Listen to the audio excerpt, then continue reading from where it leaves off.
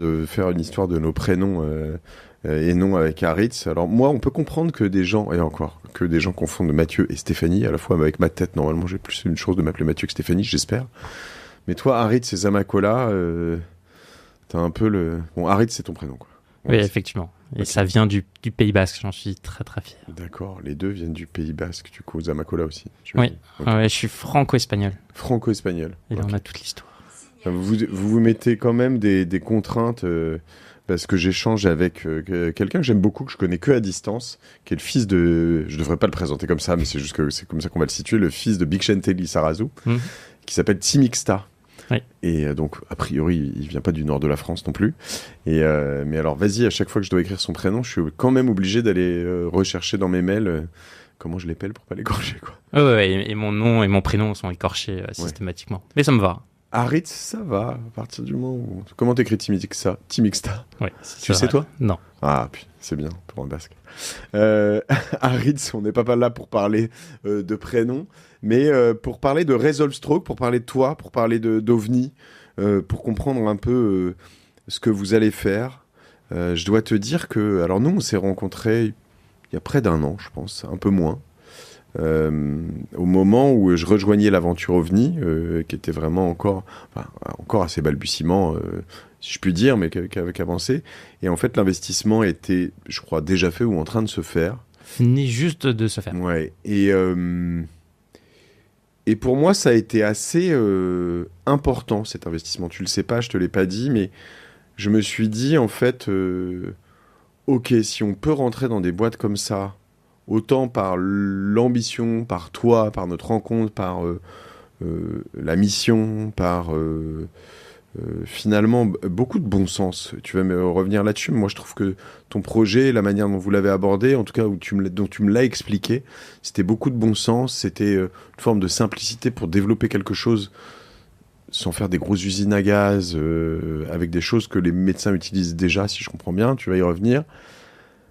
Je me suis dit, waouh, c'est cool en fait. Et c'est vraiment plus de, et même s'il y a de l'innovation, mais tu dis, il y a aussi beaucoup d'usage, quoi. Tu prends en compte beaucoup de choses. Et donc pour moi, je me suis dit, ah, c'est bien. On arrive à rentrer dans des projets comme ça. Deux, on a envie, et voilà. Et trois, la relation qu'on a nouée, mais que tu avais déjà nouée avec Arnaud, et là j'ai vu que tu l'as nouée aussi avec Augustin et Thomas. Et ben, je me dis, c'est chouette. Tu vois, là, les échanges que vous aviez avec Augustin, je les écoutais d'une oreille, mais on sent il y a des vrais échanges sur le fond, quoi. Ouais, mais t'as entièrement raison. Et en plus, c'est très très important, surtout au début d'une entreprise, au début d'une aventure, d'avoir ces échanges très informels, quotidiennes avec ces investisseurs. Et on a plein de petits insights comme ça autour d'un café qui sont super importants et qui, moi, ont été utiles depuis un an, hein, depuis le début avec OVNI, et qui continuent de l'être.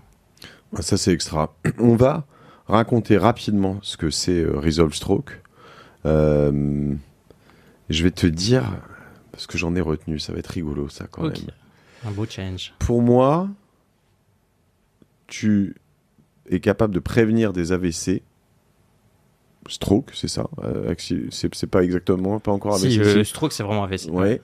Euh, avec des moyens beaucoup moins importants que ce qui est nécessaire aujourd'hui. Notamment, si je ne m'abuse, ça s'appelle comment? Pas un IRM, une échographie que potentiellement tous les médecins généralistes pourraient avoir ou ont, je ne sais pas d'ailleurs, mais dans leur cabinet.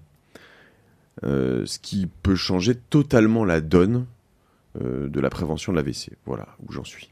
C'est à peu près ça. Il faut être très subtil parce que dans le monde de la médecine, le moindre mot est pesé, Ok. on fait très attention. Le réglementaire, il faut faire très attention. Mais nous, ce qui est vrai, la base fondamentale, c'est les ultrasons. Ouais. Et on a tendance à beaucoup connaître l'IRM, le scanner, ces beaux outils dans l'imagerie. Mais en fait, la modalité numéro 1, ce qui diagnostique le plus au monde, qui est le plus utilisé au monde tous les jours, c'est l'échographie. Ouais. Et en fait, beaucoup de gens connaissent l'échographie par l'imagerie du bébé, de l'enfant chez la femme enceinte. Mais en fait, ça fait énormément de choses. Et l'avantage, c'est, comme ça porte bien son nom, c'est du son. C'est pas dangereux, c'est très accessible. Et donc, c'est une modalité superbe. Oui, c'est vrai que, en fait, quand on fait une échographie, tout le monde est dans la pièce. C'est pas le moment où tu appuies sur un truc, tout le monde sort, met un tablier ou se met derrière un écran de protection, etc. Et c'est exactement ça. Donc l'ultrason, ça fait pas de mal. Et c'est la techno qui est utilisée là-dessus. L'ultrason, donc ça fonctionne. Comment ça fonctionne? Ça envoie des ultrasons, il y a des rebonds, et puis en fonction de ces rebonds, tu as une imagerie qui sort, c'est ça? Exactement. Ça progresse?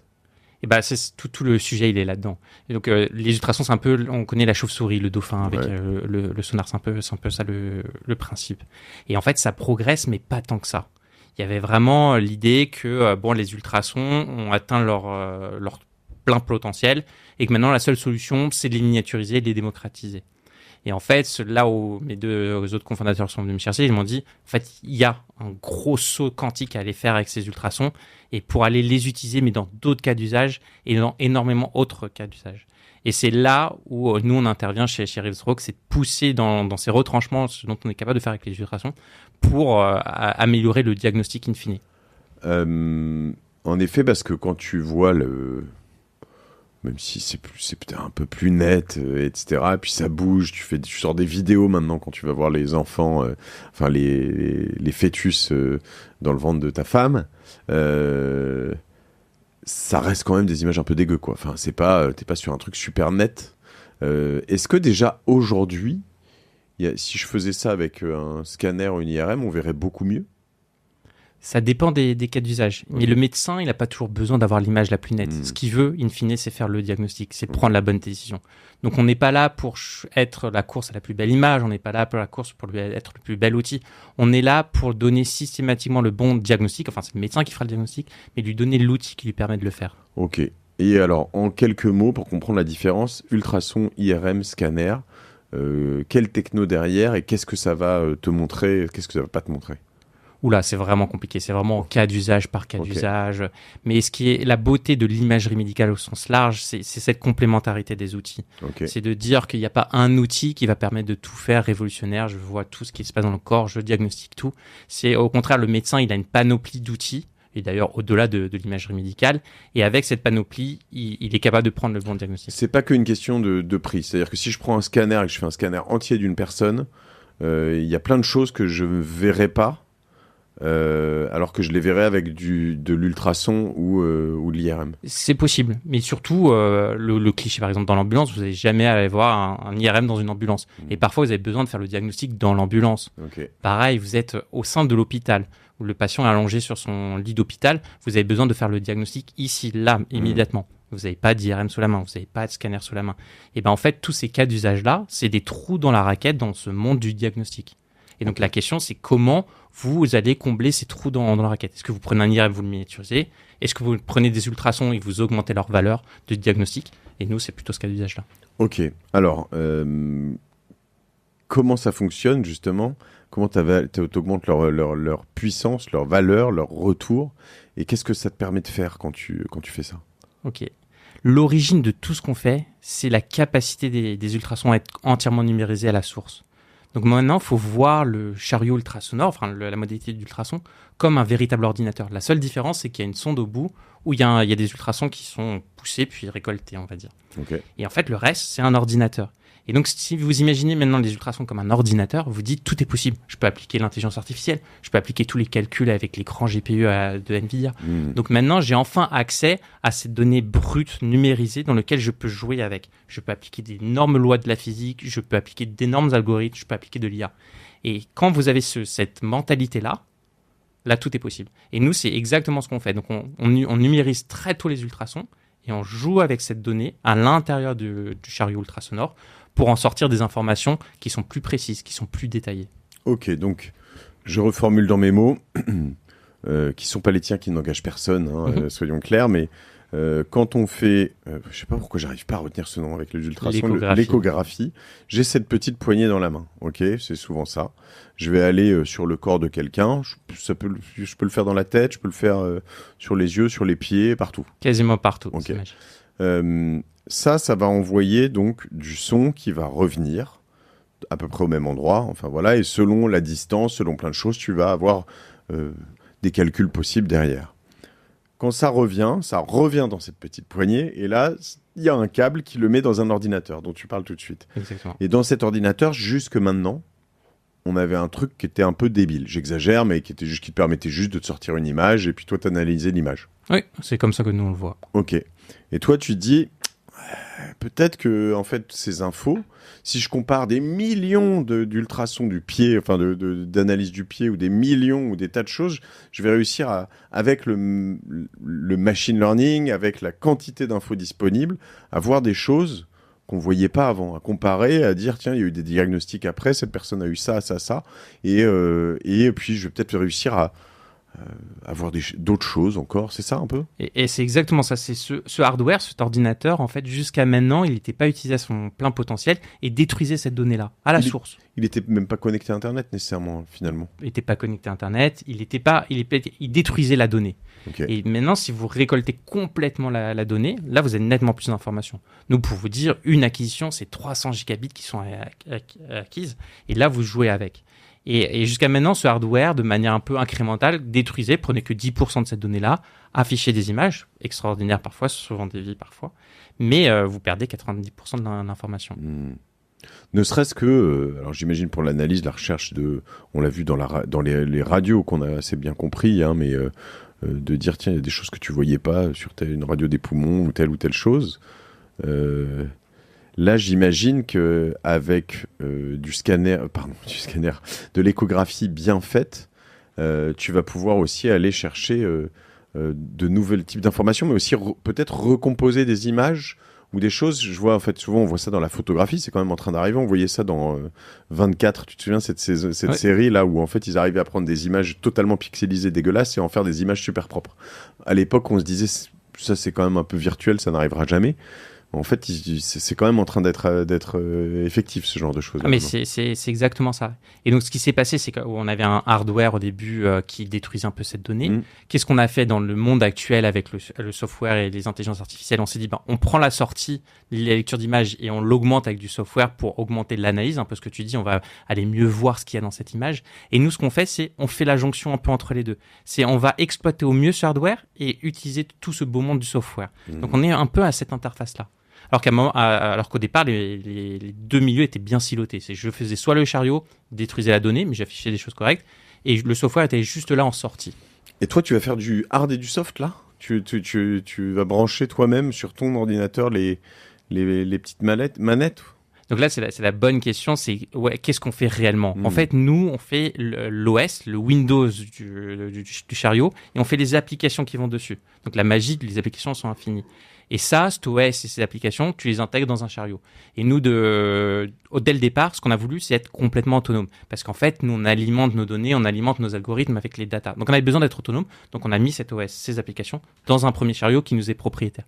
Mais l'idée, demain, c'est que cet OS et ces applications, comme Windows, s'installent sur d'autres ordinateurs, d'autres chariots ultra sonores. Donc tu n'as pas pris l'approche Apple, tu as pris l'approche Android ou Microsoft. C'est-à-dire qu'à terme, tu n'auras pas tes propres hardware, tu seras plutôt un operating system, quoi. Exactement, parce que notre valeur ajoutée, elle est là-dedans. D'autres players sont très très forts pour aller faire du hardware, d'aller scaler ça. Qui produit aujourd'hui ces ordinateurs, ce hardware? C'est General Electric, Samsung et Philips et consorts? Il y en a beaucoup, mais les grands bien connus, c'est Philips, Canon, General Electric, exactement. Okay. Puis il y a de plus en plus d'acteurs asiatiques qui viennent s'intégrer dans cette chaîne.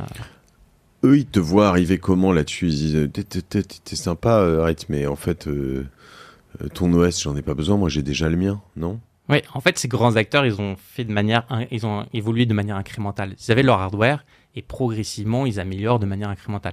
Et là, vous avez des gens comme Resolve qui disent non, il faut changer de paradigme, il faut voir ça comme un ordinateur, il faut voir ça complètement différemment.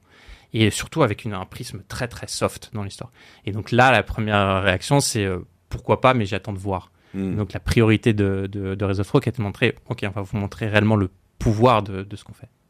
Ok, et ça, tu as réussi à leur montrer ou pas encore? Vous n'en êtes pas là? Ah, c'est tout juste, c'est tout frais. C'est là en septembre, on a montré nos premières données, et effectivement, c'est des données extraordinaires. C'est-à-dire que c'est des données qui n'ont jamais été vues aux ultrasons, parce qu'en fait, sans cette approche, vous n'êtes pas capable de le faire. Avec cette approche, vous donnez des informations complètement nouvelles.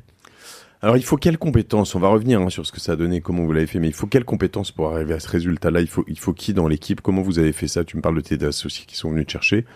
Qui sont-ils et pourquoi est-ce toi qu'ils sont venus chercher? Ok, ouais. Donc vraiment deux grosses questions. Donc nous, en termes d'associés, on est trois au démarrage. L'idée, c'est Vincent Angot, le CTO actuel de l'entreprise. On était amis d'enfance et tous les deux, on avait cette ambition d'avoir un impact dans le monde de la santé, un impact très très fort.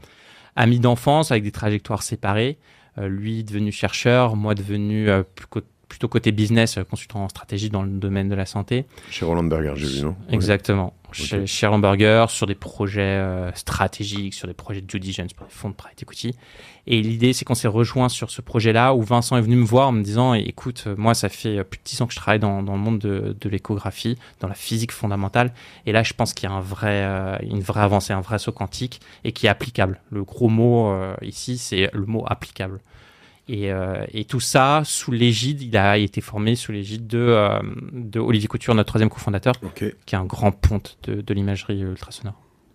Alors, applicable, ça veut dire, en opposition à fondamental, c'est ça? Exactement. Ok, donc recherche appliquée, recherche fondamentale. Là, lui, il bossait sur des trucs et à un moment, il s'est dit, je suis en train d'arriver sur quelque chose qui va vraiment fonctionner dans la vraie vie et qui va servir à quelque chose. C'est ça, il explore d'énormes choses pendant 20 ans, donc ce côté un peu, les ultrasons sont un ordinateur dans lequel il faut analyser la donnée, et pendant 20 ans, et puis un jour on se dit, il y a pas mal de choses, elles sont suffisamment matures pour être cette fois-ci mises entre les mains d'un médecin et avoir un cas d'usage, c'est là où moi j'interviens en tant que CEO, avoir des cas d'usage business cohérents pour être pérenne.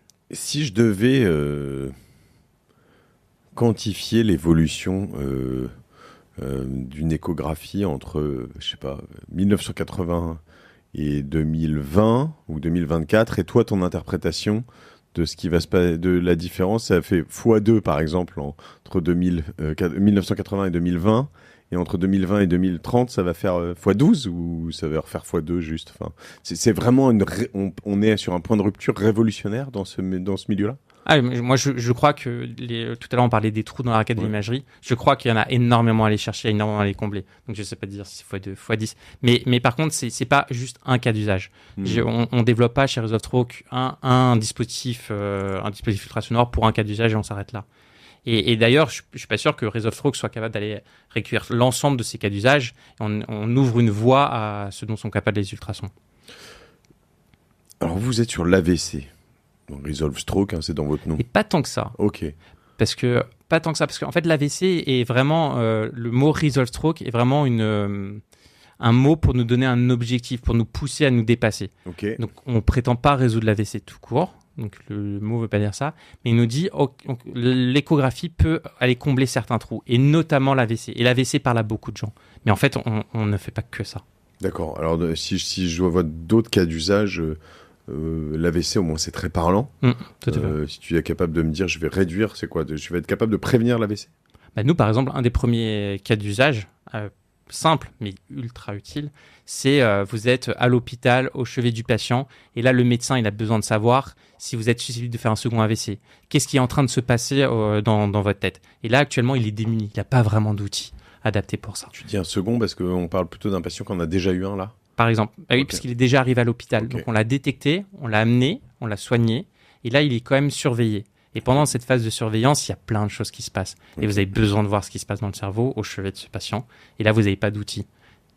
Et là, le retour de ton hardware sur quelque chose comme ça, quand donc le médecin arrive, il va faire donc des ultrasons à son patient dans la tête. Exactement. Okay, on envoie du son dans une tête. Ok. Et en échange, on est capable de voir le flux sanguin qu'il y a dans la tête. Et ça, il va le voir en direct? C'est pas des choses qui ont des besoins de process de calcul longs, etc. Non, c'est la magie des outils actuels. C'est pour ça que Resolve Stroke sort aujourd'hui. C'est que maintenant, on est capable de processer ces datas très très rapidement. Et donc là, au chevet du patient, il est capable d'avoir ces infos. Extra. tu peux quand même, faudrait juste avoir de la chance, prévenir d'un AVC chez quelqu'un qui qu'en avait pas eu avant. Enfin, je veux dire, je fais une visite de routine chez le médecin. Est-ce que grâce à Resolve Stroke, parce qu'on va me dire tous les 4 ans, il faut que je passe pour faire une forme de prévention de l'AVC, on va pouvoir mettre finalement me faire des ultrasons dans la tête et puis dire ah bah là en fait t'as des risques ou c'est plus sur le moment, au moment où ça se passe que tu vois toi. Non, là où tu as raison, c'est que nous, on a des cas d'usage, on a une roadmap un peu pragmatique. Là, on va sur des cas d'usage qui sont connus par les médecins, ils savent lire, interpréter. Mais le potentiel de cette technologie-là, c'est que quand tout à l'heure je parlais de l'accessibilité d'ultrason, c'est qu'on est capable d'aller faire ces checks réguliers. Ouais. Et donc, à partir de ce moment-là, rien ne dit qu'on ne devra pas checker plus souvent les gens pour tout ce qui est, par exemple, maladies neurodégénératives, etc. Comme on a ces nouvelles datas, on est capable d'aller monitorer, regarder l'évolution d'une maladie neurodégénérative par la suite, en dehors du monde de l'hôpital. Et ça, c'est tout un champ nouveau qu'on ouvre. Vous donnez des nouvelles données à des médecins, à eux d'aller interpréter ce qu'on peut faire avec. Compris. Quels sont les concurrents là-dedans? Il peut y avoir, donc j'imagine, on a parlé des constructeurs, des assembleurs, des Philips, GE et consorts. Eux, ils vont se dire à un moment, non, mais moi, tout ça, je vais le faire moi-même, j'ai mes propres appareils, je vais pas aller me mettre un OS de quelqu'un d'autre parce que je vais ne plus devenir qu'un fabricant de hardware et ça me convient pas. J'imagine qu'il y a certaines personnes qui doivent proposer peut-être à ces fabricants des add-ons pour leur propre hardware. Je sais pas si ça se fait dans ce milieu-là, comme des applications sur un App Store, tu vois. J'imagine qu'il y a peut-être d'autres OS qui se préparent. Donc, pour moi, c'est vraiment une course techno. C'est-à-dire, c'est quelle techno va remplir quel trou dans la raquette de l'imagerie du diagnostic. Donc, mes concurrents, ça va être des gens qui vont vouloir miniaturiser l'IRM. Ça va être des gens qui vont utiliser d'autres technologies micro-ondes pour aller voir ce qui se passe dans le cerveau. Donc, c'est plus ça, mes concurrents. Les grands acteurs, ils sont pas capables ils n'ont pas cette souplesse-là que l'on a de réinventer from scratch ces technologies-là. Nous, on a un prisme complètement différent. Il faut un alignement des planètes pour avoir la vision qu'on a et pour avoir l'envie de développer ce qu'on fait. Nous, si on est capable de faire ça, c'est parce qu'on a pris les meilleurs médecins visionnaires dans cette technologie-là, on a pris les meilleurs physiciens ça fait 20 ans qu'ils trifouillent cette donnée-là. C'est pas juste de l'incrément hardware. Et on a pris des vétérans de l'industrie qui, eux aussi, se disent il y a un saut quantique. Et tu peux les installer partout, je veux dire, ou c'est que sur du nouveau hardware, je veux dire. Est-ce que je peux aller voir un médecin, lui dire tiens, ton outil, je sais pas pourquoi j'arrive pas à retenir, c'est pas possible, il faut que je vais me l'écrire ici. Ton échographe, je retiens bien IRM et scanner, je ne veux pas. Comme beaucoup de gens, ouais. C'est vrai? Ouais. Chelou, pourquoi échographe? Alors que je pitch que c'est la modalité numéro 1. Ok, je le garde, je le note, je vais le mettre en gros. Ton échographe, est-ce que ton échographe qui a 8 ans, je peux lui installer un nouvel OS Non, c'est pas notre vision, parce qu'en fait, nos premiers cas d'usage, ils sont basés, faut savoir que dans le marché de l'ultrason actuel, c'est le haut de gamme, c'est les très high-end qui sont vendus aujourd'hui pour aller chercher la meilleure image et chercher le meilleur diagnostic. Donc nous, on se focalise sur ce marché-là. D'accord. Donc pour l'instant, on cherche plutôt ça. Sachant que t'as pas nécessairement, c'est un ordinateur, mais t'as pas d'intelligence nécessairement dans l'ordinateur. Ça, en revanche, le GPU, tu parlais d'NVIDIA ou de choses comme ça tout à l'heure, tu vas le chercher sur des serveurs en ligne. Non, on fait tout ça en interne dans le cadre. Donc vraiment, on est Windows, l'application à l'intérieur, et maintenant on peut ne pas aller chercher ça en ligne, on est capable de faire ça à l'intérieur. D'accord. Parce que les GPU sont assez puissants pour aller traiter ces données-là.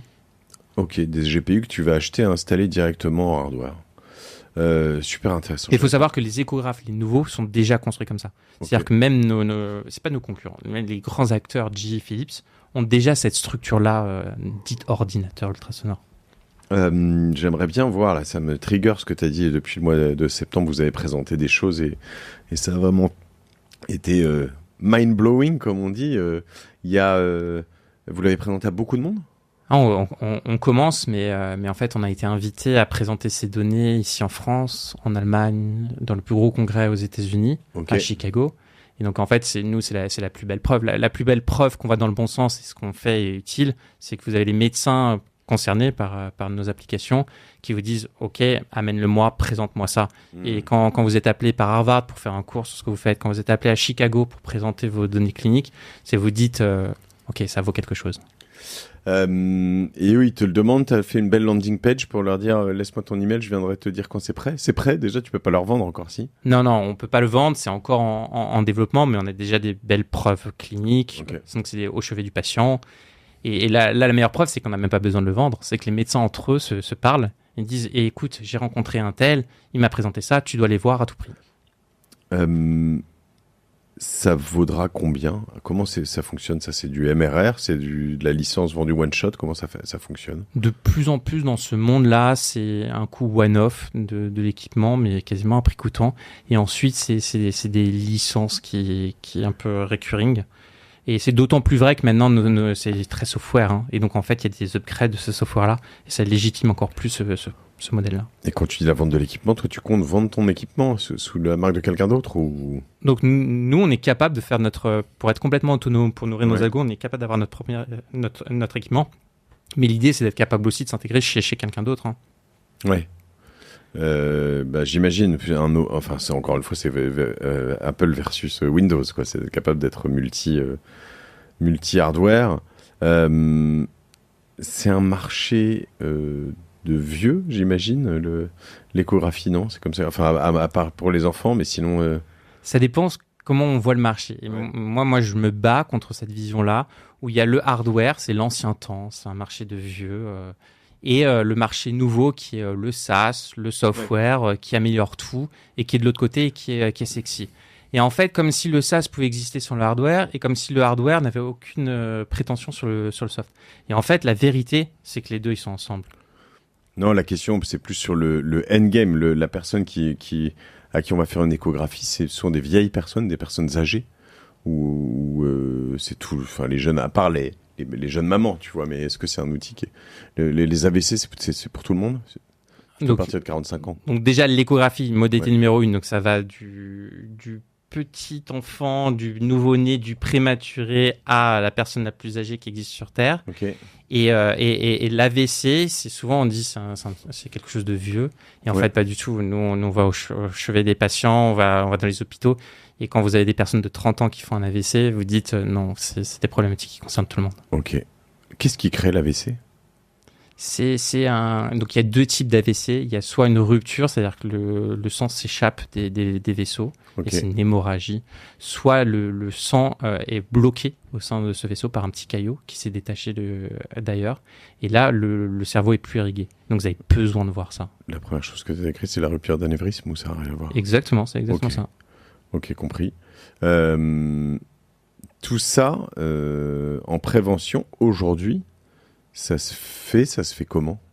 En fait, la prévention, c'est pas... On a du mal, on peut pas trop prévenir ça. Par contre, ce qu'on sait faire, c'est que si on traite rapidement, il n'y a pas de séquelles. C'est ça qui est magique, c'est qu'on a les traitements. Ça veut dire quoi, rapidement? Rapidement, c'est dans l'heure. Et donc voilà, c'est là où on commence à comprendre le sujet. Il faut un outil qui est capable de diagnostiquer dans l'heure. Donc soit vous avez 1000 IRM, vous êtes capable d'aller dans un IRM dans l'heure. Ouais. Et ça, c'est une doux illusion. Soit vous avez des outils qui accélèrent ce processus d'aller vers le traitement. Et c'est là où l'échographie a son rôle à jouer. Tu dis dans l'heure, alors là, si en effet tu es dans la chambre d'hôpital avec quelqu'un qui a déjà eu un petit accident, normalement dans l'heure tu devrais pouvoir y arriver.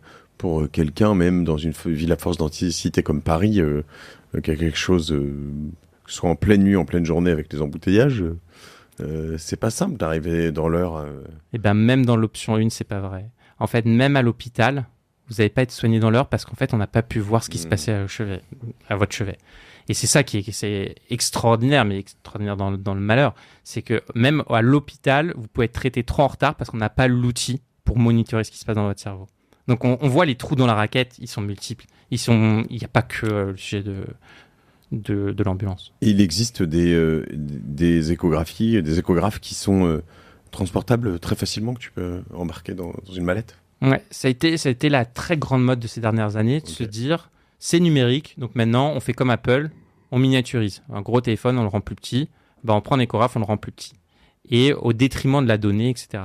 Et nous, on a pris le chemin inverse, on s'est dit, on peut garder la même taille, mais par contre, on peut analyser nettement plus. Nettement plus, pour me donner un ordre de grandeur, c'est combien? Nettement plus, c'est donner des infos, par exemple, qui étaient accessibles qu'avec un scanner qui vaut 1 million d'euros dans une salle avec des rayons X, et d'être capable de le faire au chevet du patient avec simplement du son. Et ça, c'est nettement plus. Et quand vous êtes donné cette information à un médecin, il change complètement son protocole clinique. Et là, vous sauvez la personne. Et c'est pas une question de plus belle image, de résolution, de choses comme ça. C'est vraiment de donner la bonne info au bon moment.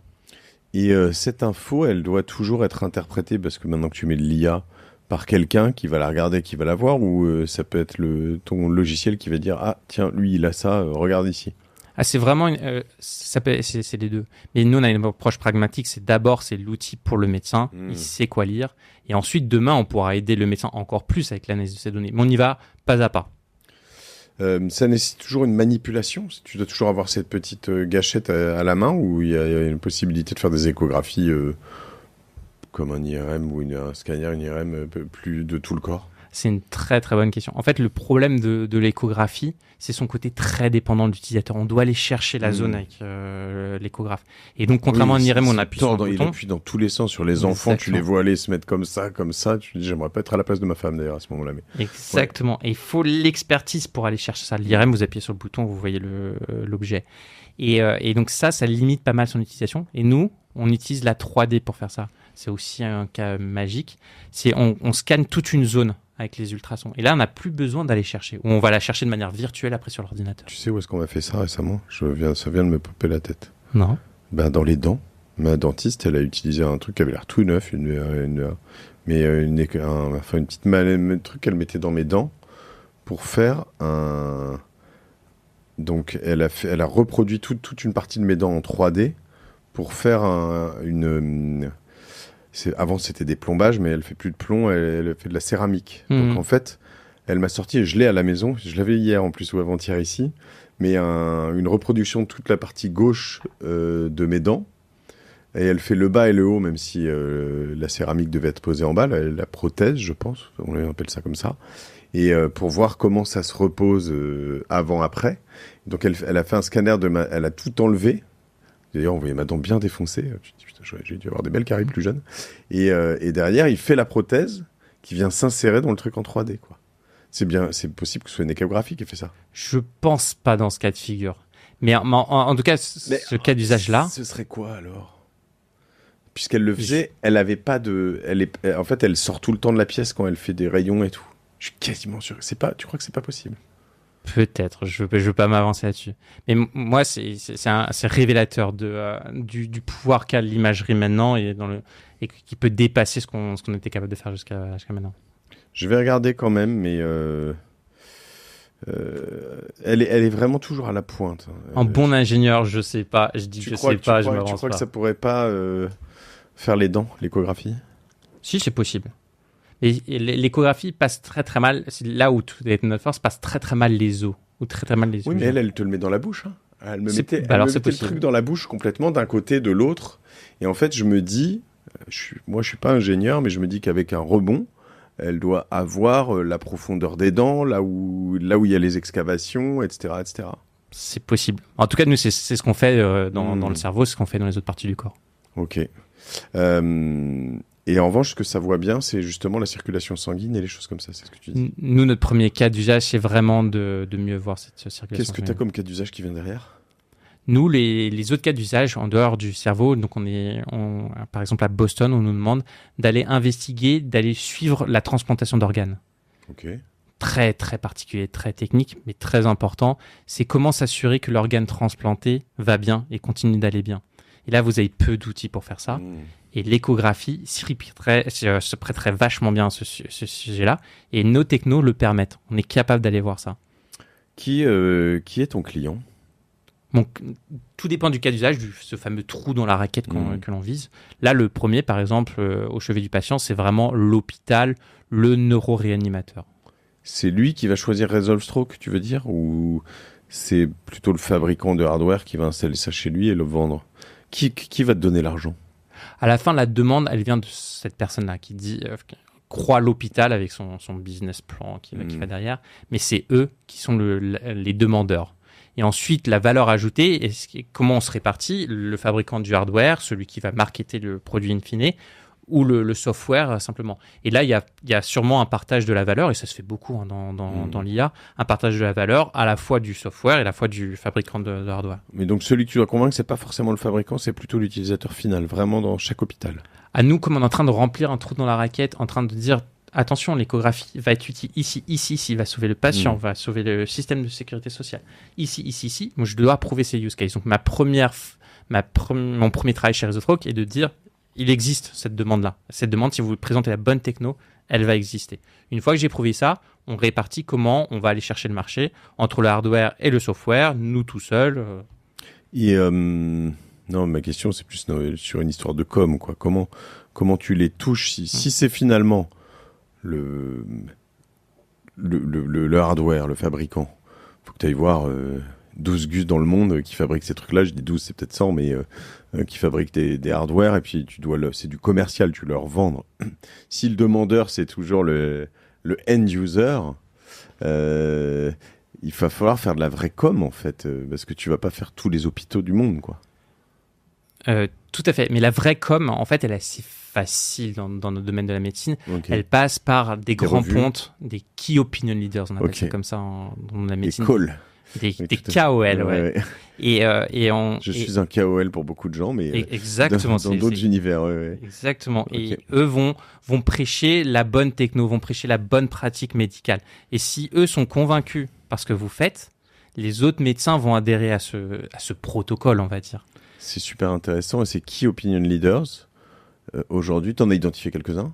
Ah oui, nous, on travaille dès Day One avec des Key Opinion Leaders. C'est qui ? Juste raconte-moi, je sais pas, tu peux m'en donner un nom ? Un très bel exemple, c'est nous, dès le début de l'entreprise, on a travaillé et on travaille avec le professeur Anthony Samir de l'université de Harvard. Et en fait, lui, c'était l'ancien bras droit, l'ancien Chief Medical Officer des CEO de GE Ultrason. Ok. Donc, à partir du moment où lui considère que ce qu'on est en train de faire est extraordinaire, vous avez gagné. Parce que ça veut dire qu'il va pitcher ça autour de lui. Et les gens me disent, si vous avez réussi à le convaincre lui, vous m'avez convaincu. Ok. Mass General Research Institute. Anthony Samir, ok. Donc, il est sur LinkedIn, Harvard Med School. Il est sur X. Il est sur Insta, c'est pas lui, 50 followers. J'essaie juste de comprendre. Et eux, ils font quoi ? Ils publient dans des revues. Comment ils sont key opinion leaders ? Est-ce qu'il y en a beaucoup qui ont des réseaux sociaux. Là, je sais pas sur LinkedIn s'ils publient un peu. Je suis en train de regarder, mais j'essaie de voir un peu comment ta strat finalement derrière, de comprendre. Pour faire le parallèle avec toi, je pense pas que ce soit en termes du nombre de followers dans leur cas de figure. C'est les bons followers qu'il faut avoir. Exactement. Ouais. Et lui, en fait, sa parole est vraiment scrutée et considérée comme très très pertinente. Et lui, par exemple, c'est le plus grand pont de ceux qui ont réussi à faire de la recherche translationnelle, c'est-à-dire à passer du monde de la recherche à des vrais cas d'usage clinique business. Et comme lui, il a su faire ça, comme lui, il a accompagné beaucoup de boîtes là-dedans, il a été les oreilles de ces grands acteurs de GE Electric, GE Philips et autres. En fait, il a beaucoup de crédibilité. Et c'est le poids de l'expérience aussi. Hein. Non, parce que je pose ça, mais toujours dans les univers. Alors là, je sais pas pourquoi je dis ça, je suis pas du tout impliqué, mais il se trouve que j'ai plein de potes qui sont dentaires, ortho, etc. Et en fait, tu commences à avoir des gens qui ont des gros comptes Insta et tout, quoi, hein, avec vraiment, tu vois, tu les vois utiliser de nouvelles technos, de nouvelles choses tout le temps. En plus, ce qui est frappant, mais ça doit être pareil dans tes univers, c'est qu'ils se forment un jour par semaine. Enfin, t'as vraiment un truc où ça évolue tellement vite. Alors, le dentiste, c'est un cas d'usage assez intéressant par rapport à toi, c'est que il fait un peu tout, quoi. Il fait la radio, c'est peut-être moins éclaté comme métier. Il rassemble beaucoup de choses dans un seul. Et donc, du coup, il doit toujours être en formation. Mais c'est marrant. Est-ce que t'as des gens comme ça aussi qui sont, je sais pas, j'ai une connerie, mais des gros Instagrammeurs, quoi, dans ton métier, qui sont très populaires. Qui ont peut-être que 2 ou 3 000 personnes, mais qui sont très, très, très, très... Là, Anthony Samir, je regarde, il a 2500 personnes sur LinkedIn, mais bon, encore une fois, mais des bonnes personnes. Mais ce qui est extraordinaire avec cette personne-là, c'est que vous parlez à n'importe quel grand industriel à très haut niveau, vous lui donnez son nom, il me dit « Ok, je le connais, ok, je valorise sa parole ». Donc, en fait, il faut faire attention, dans la santé, il y a vraiment des niches. C'est vraiment des niches très précises, c'est très technologique, et donc il faut parler à la bonne niche. Lui, son audience, elle est dans cette niche-là, elle n'est pas dans une autre.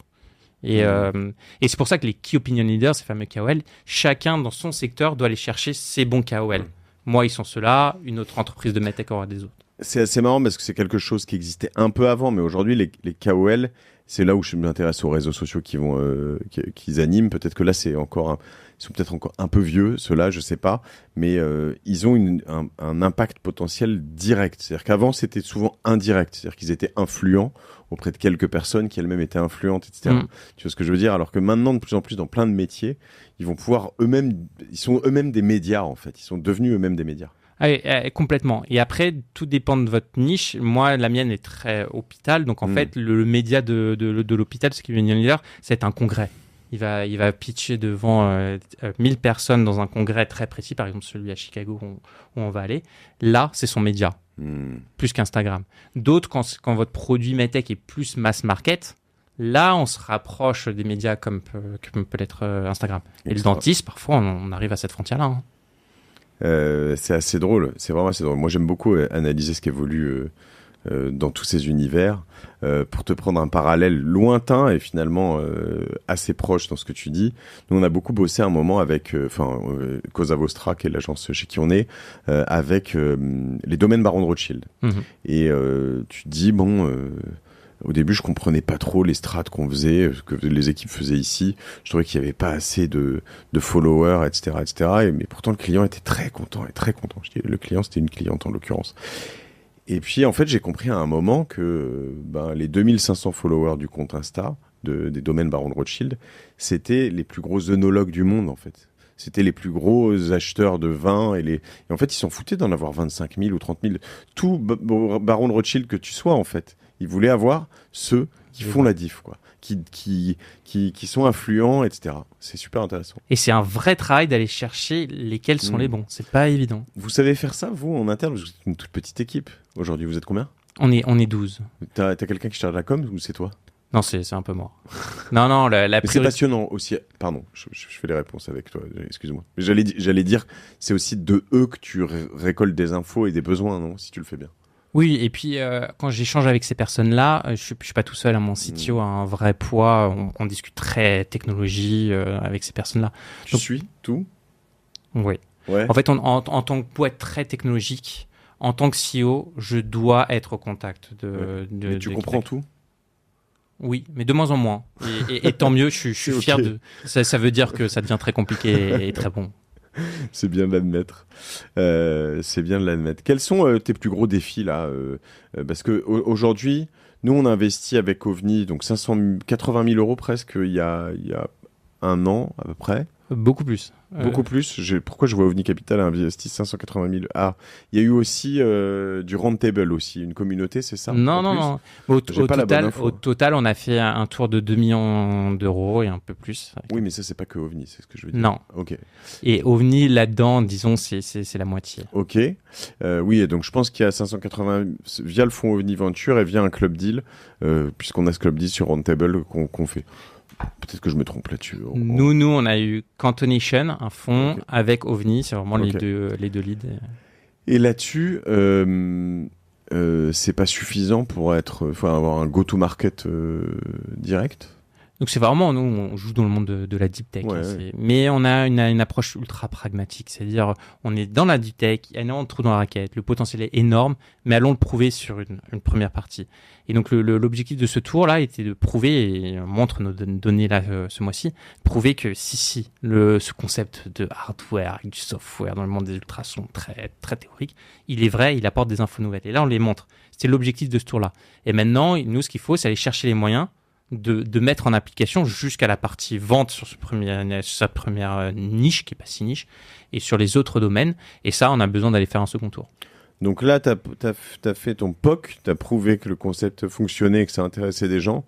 Là, tu vas essayer de passer dans une phase de commercialisation. Tu vas faire tes premières ventes avec la prochaine levée. Et s'il y en avait une après, ce serait pour passer à l'échelle, c'est ça?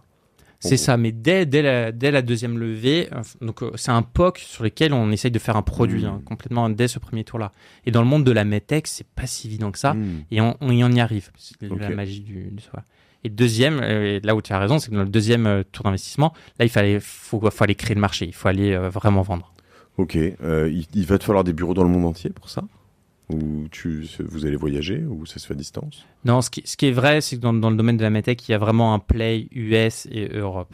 Okay. Et en Europe, je trouve qu'on a les meilleurs ingénieurs au monde. Gardons ça. La boîte, nos ingénieurs sont français et ils sont extraordinaires.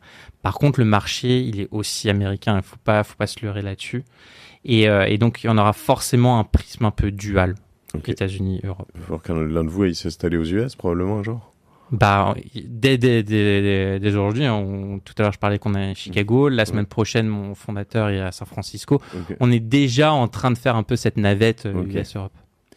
Ok, très clair. Écoute, et ce deuxième tour, il vient quand? Il viendra l'année prochaine, on a un peu de temps encore. On a beaucoup de choses super belles à démontrer. On vient vers vous un peu ou pas encore? Oui. Bah, pour l'instant, comme on cherche pas, c'est que des demandes entrantes. Okay. Moi, je les prends, hein, bien entendu. Toujours ravi de présenter Réseau Stroke, mais pour l'instant, c'est que dans ce sens-là. Ok, super intéressant. C'est en fait, on a vraiment parlé de tech, etc. Mais c'est aussi intéressant. Je sais pas à quel point ça te motive, mais de te dire que ça va résoudre et puis sauver des vies, quoi, peut-être. C'est le driver numéro 1. C'est moi, je pousse l'ensemble de mon équipe à aller à l'hôpital, à se rendre compte de l'impact qu'on peut avoir. Nos locaux sont scindés d'un hôpital. Parce que moi, le matin, je veux me lever, je me dis, OK, je travaille pour ça aussi. Donc, oui, on a parlé de tech, mais la finalité, c'est ce qui nous drive en premier. Qu'est-ce que tu fais, toi, là-dedans? Au total, c'est quoi ton job de CEO? Il évolue tous les jours. Enfin, peut-être pas tous les jours, tous les 3 mois. Il change mon métier. C'est ça qui m'amuse aussi. Dans la première année, les première année et demie, c'était vraiment de structurer l'ensemble. C'est-à-dire donner une direction à tout ça. On venait de la recherche en physique fondamentale, c'est quand même particulier. Et là, c'est en train de changer. Là, c'est vraiment d'aller finir d'établir un premier produit. Et donc, c'est de mettre en musique tout ça. Oui. Super intéressant. T'as écouté... Peut-être pas, tu m'as dit que tu avais écouté un épisode de Génération It Yourself. Je te recommande Stanislas Niokchato, que j'ai fait récemment, qui est redevenu CPO. Je trouvais ça exceptionnel. Il m'a impressionné d'ailleurs, Stan. Et en fait, son contact, il me le disait, il le dit dans l'épisode, mais il me le redisait après. Hein, c'est vraiment au moins 2 rendez-vous chez des médecins toutes les semaines pour aller voir comment ils utilisent ces produits, etc. Tu te dis, quand tu es CEO d'une boîte... qui fait autant de chiffres, qui a autant de monde, etc., et que tu continues à faire ça, c'est quand même une sacrée implication. Hein. Ah, je suis persuadé que ça fait partie de la clé du succès. Je pense aussi. Où est-ce que tu vas l'emmener, tout ça? Où est-ce que vous allez l'emmener, tu crois? Resolve Stroke. Ah, moi je pense que non seulement on va capturer la valeur de ce qu'on fait chez Aerostroke, mais qu'on va disséminer un peu cette technologie-là, ces cas d'usage auprès de d'autres personnes qui, elles, à l'entour, vont créer de nouvelles choses. Donc, je suis pas capable de répondre à ta question, vraiment honnêtement. Mais par contre, je suis sûr qu'on est en train d'ouvrir une porte qui est assez grande. C'est un OS qui acceptera des applications tierces?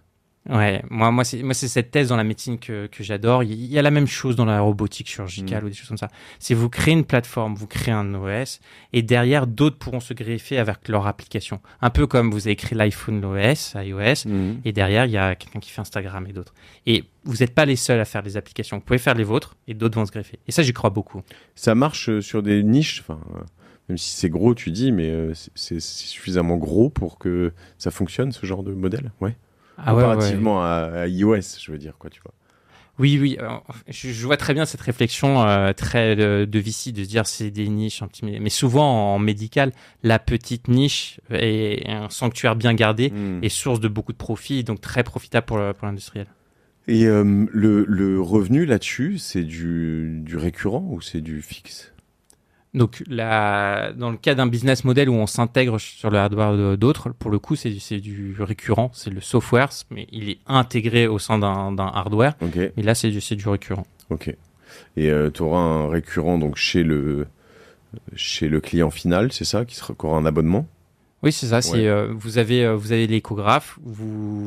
Jusqu'à maintenant, on payait de manière récurrente le service, la maintenance, mais très basique. Et maintenant, vous avez payé le service, la maintenance et ses applications supplémentaires. L'abonnement, si tu arrêtes l'abonnement, tu as moins d'applications. Oui, exactement. Ok. Et la question, c'est que tu auras aussi probablement, si ça arrive, des revenus peut-être des éditeurs d'app sur ton OS. Ouais. Si tu commences à prendre 30% comme Apple, c'est pas mal. Non, mais tu vois ce que je veux dire. C'est ça. Et après, c'est d'autres qui vont venir se greffer avec d'autres applications, soit très en amont, soit très... Comme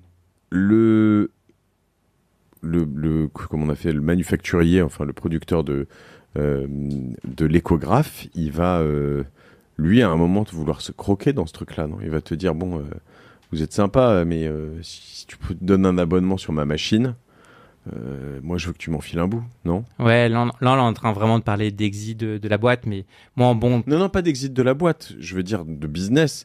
Moi, je suis GE, par exemple, qui, tu me dis, ils ont leur propre OS, mais à un moment, GE se dit, Resolve Stroke, c'est pas si mal. Peut-être que c'est d'ailleurs mieux, c'est leur métier, c'est mieux que ce que je fais. Je suis peut-être OK pour l'installer chez nous. En revanche, s'ils facturent 300 balles par mois et par échographe, le truc, moi, je vais en prendre 100 tous les mois, en fait. En fait, ce qui se passe, c'est vous vous intégrez avec eux, vous faites des POC de vente, et au bout d'un moment, ils se rendent compte à quel point il y a un marché, que c'est extraordinaire, et dans ce cas-là, ils vous intègrent, et là, on parle d'acquisition de l'entreprise. Et ça s'est fait beaucoup comme ça. Hein. D'accord. Ça veut dire que tu seras pas...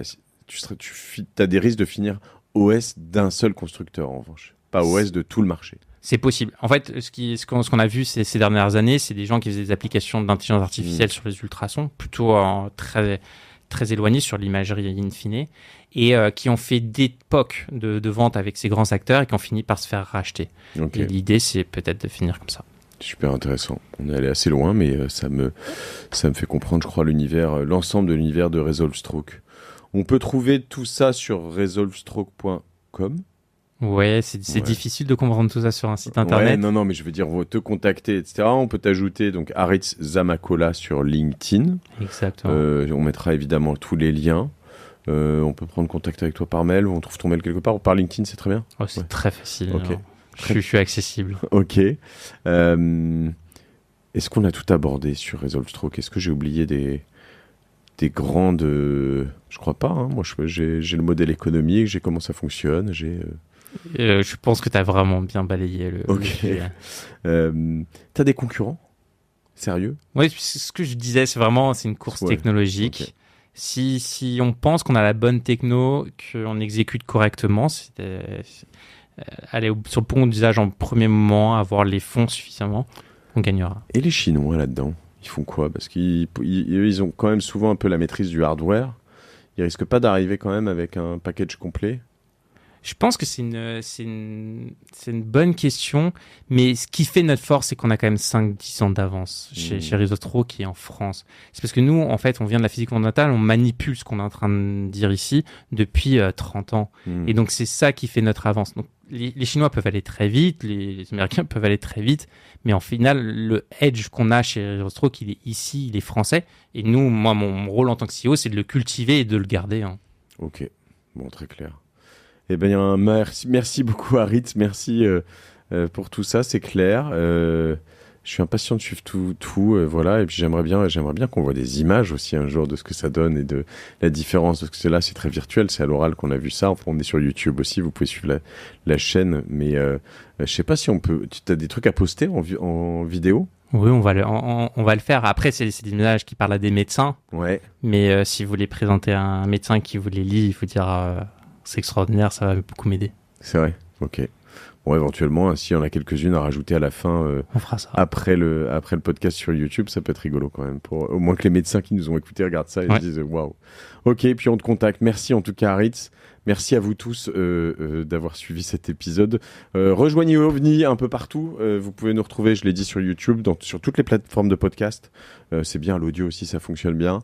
Et vous pouvez aussi éventuellement retrouver nos deals sur Roundtable ou investir chez OVNI. Vous le savez, je le dis jamais assez, tout investissement comporte des risques. Les performances passées ne présagent pas des performances futures. Je prends tous les... Toi, t'as tes précautions à avoir. J'ai les mêmes caveats. J'ai les mêmes. Vous aurez appris ce que c'est un KOL peut-être pour certains. On a appris plein de choses. Moi, j'étais ravi. Merci Aritz.